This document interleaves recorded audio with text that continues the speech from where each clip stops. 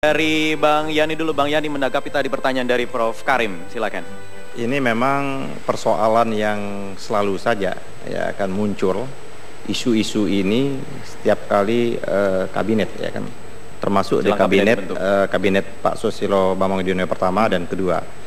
Ini yang kami turunkan, sebagaimana tadi dikemukakan, ini adalah menyangkut masalah kedaulatan bangsa. Ini menyangkut masalah kedaulatan energi kita, menyangkut kedaulatan pangan dan sebagainya. Memang isu BBM ini menjadi isu yang sangat sensitif dan isu yang sangat seksi sekali. Nah, kita harus ada penataan ulang sebenarnya. Penataan ulang yang pertama itu diturunkan penataan ulang kita dalam pengelolaan sumber daya alam kita, termasuk di dalamnya adalah migas dan minyak. Termasuk penataan ulang menyangkut masalah distribusi, tradingnya dan lain sebagainya. Yang menurut kami selama ini yang belum dikelola dengan cukup baik. Jadi tidak semata-mata setiap ada persoalan BBM itu dengan dijawab dengan mencabut subsidi. Itu menurut saya ada cara yang sangat konvensional, ya kan? Cara yang sangat sederhana menyelesaikan problem. Kalau hanya menyelesaikan problem, selalu menjawab dengan pencabutan subsidi atau mengurangi subsidi, ini ada problem-problem yang sederhana.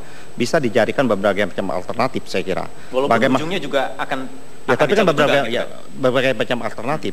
Kenapa kita tidak mengembangkan sumber-sumber energi terbarukan seperti ini?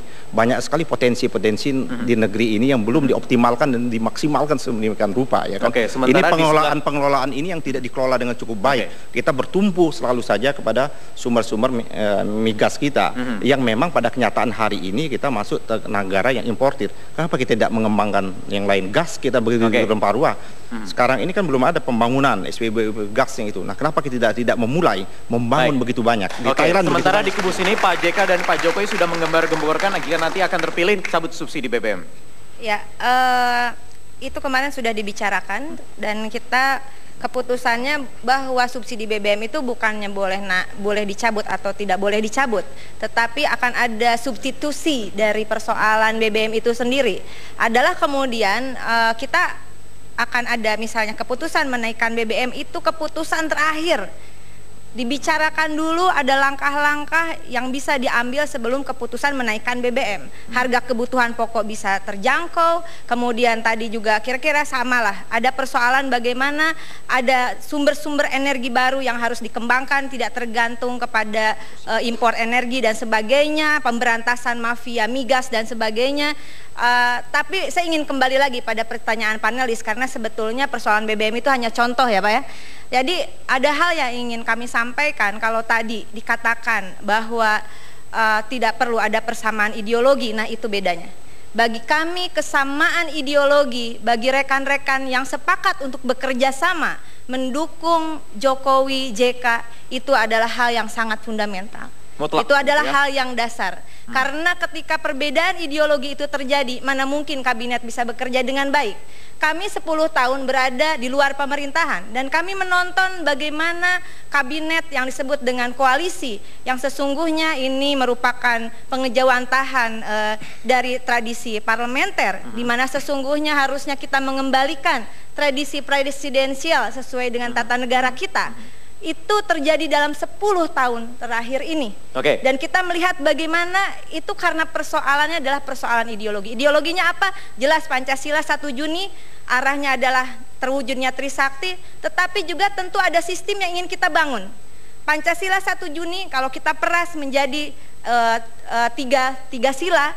3 sila itu apa? Yaitu ketuhanan yang berkebudayaan, maksudnya adalah salah satunya di partai yang bekerja sama dengan kami ada PKB, dan kita menyepakati bahwa ketuhanan yang akan kita kembangkan adalah yang menghargai perbedaan. Bukan, kalau bicara Islam, bukan Islam yang marah-marah, bukan Islam yang keras, tetapi Islam yang rahmatan lil alamin, yang mengembalikan nilai-nilai tradisi. Kemudian yang kedua adalah sosiodemokrasi. Ini sistem yang penting yang sudah kita sepakati bersama rekan-rekan partai yang lain. Di mana sosiodemokrasi ini juga melibatkan rakyat pada tanggal 9 Juli nanti adalah dari rakyat dan oleh rakyat. Kapan untuk rakyatnya? Ini kesepakatannya. Kesepakatannya 5 tahun itulah untuk ideologi rakyat. Begitu penting, Mas Viva. Bukankah itu juga nanti seharusnya diakomodir dari koalisi gemuk yang nanti akan terbangun dari pasangan Prabowo Partai politik itu didirikan oleh ideologi politik, ya kan? Maksud saya, koalisi partai itu adalah keberagaman dari ideologi politik partai. Kalau ideologi negara jelas Pancasila. Yang tadi yang saya kemukakan itu adalah kenapa kita tidak membatasi hanya pada persamaan ideologi politik saja. Ada partai politik yang berideologi atau berasas Islam, ada yang nasionalis. Jadi kami ini Koalisi Merah Putih, Koalisi Indonesia Raya ingin melakukan koalisi besar bahwa ini adalah merupakan representasi dari masyarakat Indonesia yang majemuk, yang berbeda ideologi, yang berbeda agama, berbeda adat istiadat, berbeda suku, bersatu padu ke dalam Koalisi Indonesia Raya. Itu yang pertama. Yang kedua, soal subsidi. Kami dalam visi misi Pak Prabowo dan Pak Atta menyatakan bahwa merupakan tugas dan kewajiban dari pemerintah, yaitu lembaga yang diberi hak untuk mengelola negara, memberikan subsidi kepada rakyat. Apakah itu dalam bentuk subsidi BBM, subsidi pupuk, subsidi benih, dan lain-lainnya. Artinya merupakan tanggung jawab dari negara, dari pemerintah untuk memberikan subsidi asal dengan syarat efisien, efektif, terarah, tepat waktu, tepat guna, dan tepat sasaran. Baik, oke. Baik, itu nanti semua akan dibuktikan jika salah satu sudah terpilih. Saya ingin ke panelis, Mas Irman, silakan. Ya, kalau saya kembalikan kepada isunya tentang kabinet, dari dua pasangan calon dari timnya masing-masing, nampaknya saya tidak menemukan perbedaan yang cukup diametral yang membuat saya sebagai warga negara harus memilih salah satunya di antara mereka. Saya sebagai warga negara itu justru bingung untuk memilih siapa. Jadi saya sebagai warga negara melihat kedua program pasangan calon presiden ini, saya mungkin masuk dalam bilik suara nanti saya tutup mata saja, yang mana yang kena di situ. Karena semuanya bagus bagi saya sebagai warga negara di situ. Dan kepentingan kita warga negara dalam hubungannya dengan negara itu tidak penting itu ideologi politik di antara kalian. Ya, yang penting kalian membentuk pemerintahan yang bisa memenuhi kebutuhan saya 24 jam sehari. Anda hadir 24 jam sehari dalam kebutuhan saya sebagai representasi negara di situ. Anda jangan susah sekali saya temui di situ. Itu kebutuhan kita sebagai warga negara di situ. Dan ini nampaknya kedua pasangan calon ini, kedua calon presiden kita ini nampaknya keduanya memahami hal itu dan mereka akan mewujudkan semua tentang itu. Sisa bagaimana nantinya bagaimana kita mengawal proses nanti ke depan ini agar semuanya bisa bersaing untuk saling menonjolkan kelebihan masing-masing seperti itu. Tapi kita ingat 10 tahun terakhir ini jalannya roda pemerintahan sering diganggu-gugat dengan adanya koalisi yang dibangun, ternyata koalisinya juga tidak solid.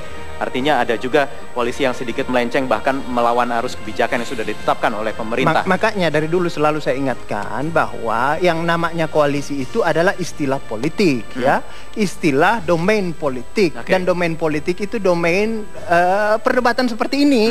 Tapi dalam hubungan DPR, Presiden, Kabinet itu tidak ada namanya koalisi di situ. Itu imajinasi politik saja seperti itu. Yang tadinya seolah-olah tidak mendukung, pasti suatu saat akan mendukung seperti itu.